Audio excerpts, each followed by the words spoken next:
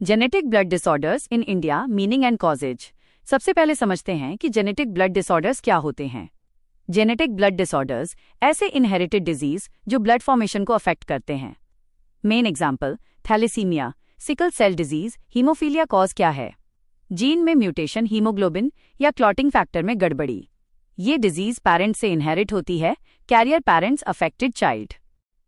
Thalassaemia body कम haemoglobin बनाती है, एनीमिया। हीमोग्लोबिन ऑक्सीजन कैरी करता है, कम हीमोग्लोबिन, कमजोरी, थकान। टाइप्स ऑफ थैलेसीमिया चेन के आधार पर alpha thalassaemia, beta thalassaemia severity के आधार पर ट्रेट, माइनर कैरियर, हल्के सिम्टम। इंटरमीडिया कभी कभी blood transfusion.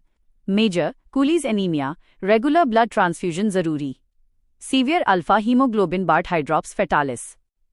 Symptoms and effects थकान, कमजोरी, पेल स्किन, सांस फूलना बच्चों में, स्लो ग्रोथ, सीवियर केस में बोन डिफॉर्मिटी, बड़ी स्प्लीन, कमजोर immunity.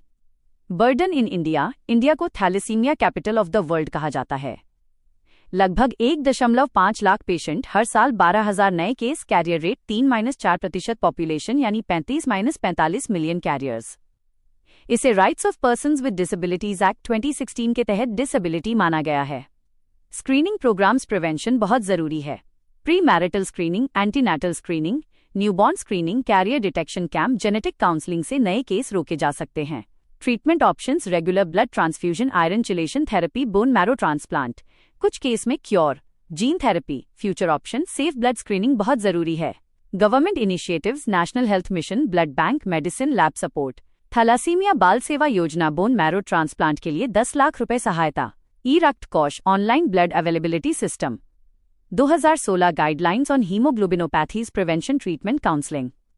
Awareness and prevention, public awareness campaign, school college screening, शादी से पहले genetic test, safe blood transfusion, NGO और सीएसआर सपोर्ट।